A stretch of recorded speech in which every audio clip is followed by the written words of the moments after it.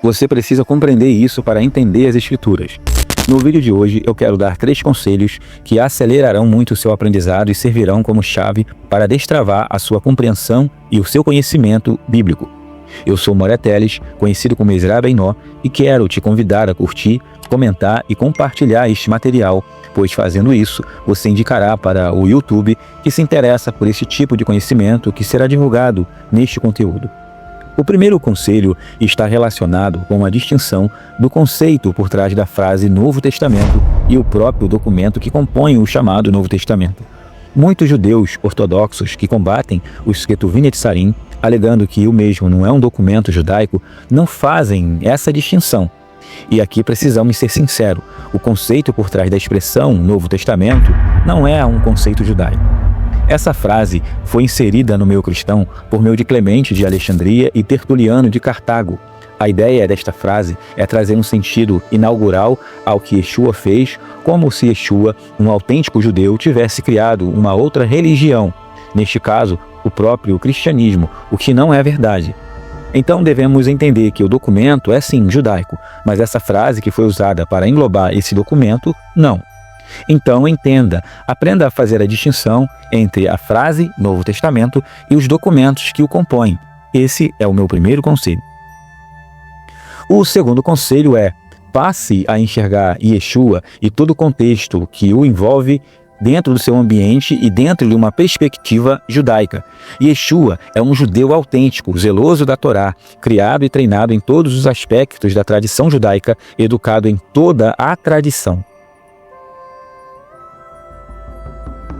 Compreender isso é de suma importância. Há diversos elementos nos escritos Netzarim, conhecidos também como Brit Hadashah, que não faz o menor sentido sendo compreendido fora do ambiente judaico.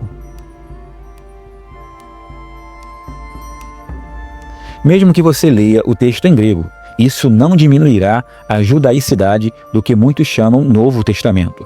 Tudo que é encontrado neste documento engloba totalmente o universo judaico. Por mais que muitos judeus ortodoxos neguem isso, não mudará nada. Eles negam porque seus julgamentos em relação a Yeshua já estão comprometidos.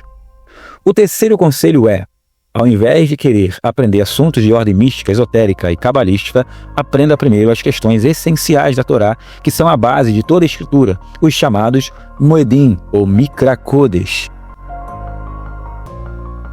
As festas bíblicas contêm princípios que podem ser encontrados em toda a Escritura Sagrada. Nos Ketuvim Netzarim, presenciamos Yeshua observando Pessa, Sukkot, e vemos ainda seus discípulos observando todas as demais festas. Compreender as festas bíblicas é a chave para compreender toda a Escritura Sagrada. Por isso, para acelerar seu aprendizado, deixarei um link com mais de 9 e-books já disponíveis sobre as festas bíblicas e um bônus relacionado com o e-book voltado para o entendimento da Elohut do Mashiach. É uma área de membro que está crescendo e já contém diversos materiais relacionados com as festas bíblicas. Deixarei o link logo na descrição. As festas bíblicas são chamadas de Mikra Kodesh, santas convocações. As festas nos ajudam a santificar nossa alma, pois sua observância envolve a prática de diversos mandamentos e uma vida de total oração. Enquanto muitas igrejas observam festas que não têm relação com as Escrituras, a palavra do Senhor diz em Shemot, Êxodo 23:16: 3 vezes no ano vós celebrareis festas a mim. As festas bíblicas englobam toda a Escritura Sagrada e o fato curioso sobre elas é que elas marcam momentos não só importantes, mas também proféticos do calendário judaico. Por exemplo, é de consenso na tradição que as cidades de Sodoma e Gomorra foram destruídas por volta do período de Pessa, assim como a própria libertação dos filhos de Israel do Egito aconteceu também no período de Pessa. Outro fato importante é que as figuras importantes no cenário bíblico não nasceram em datas aleatórias, mas seu surgimento ao mundo veio em datas relacionadas às festas sagradas. Talvez você se pergunte se é apropriado às igrejas cristãs observarem tais festas. Judaicamente falando, existe uma série de regras relacionadas com as festas que impedem as igrejas de observarem de forma judaica. Mas as igrejas não são impedidas de buscarem aprenderem sobre as festas e seus elementos e sua aplicação profética. Na verdade, as restrições dessas práticas judaicas, não só para a igreja quanto para os gentios, do ponto de vista judaico, é apenas para que as igrejas não façam isso de forma desacompanhada de alguém que seja uma autoridade sobre o assunto. Infelizmente, há muitos absurdos dentro das igrejas cristãs quanto em relação às práticas judaicas, uma vez que muitos pastores, movidos por orgulho e vaidade, querem fazer tudo sozinho, sem o preparo necessário para isso, e acabam criando escândalos e profanando esses elementos sagrados. Com isso, vemos pastores que comem carne de porco usando talite, tocando chofar. Alguns chegam ao absurdo de usar o talite como toalha de mesa.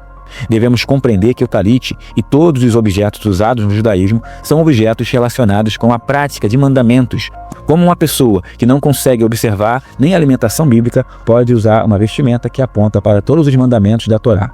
Por isso devemos compreender o grau de responsabilidade que se exige daqueles que utilizam esses objetos como talite, tefilim, shofar, uma vez que tais objetos apontam para o cumprimento e a observância de mandamentos da Torá, mandamentos das quais muitas igrejas e cristãos evangélicos estão desobrigados de observar, dado que esses mandamentos são direcionados especificamente para os judeus e para a comunidade judaica. Se você gostou desse material, quero te pedir que você não deixe de curtir, comentar e compartilhar, pois fazendo isso, o YouTube ele entenderá a relevância desse conteúdo e recomendará esse vídeo para mais pessoas. Eu te agradeço por ter nos assistido até aqui e eu te aguardo no próximo vídeo aqui no canal Or HaTorah.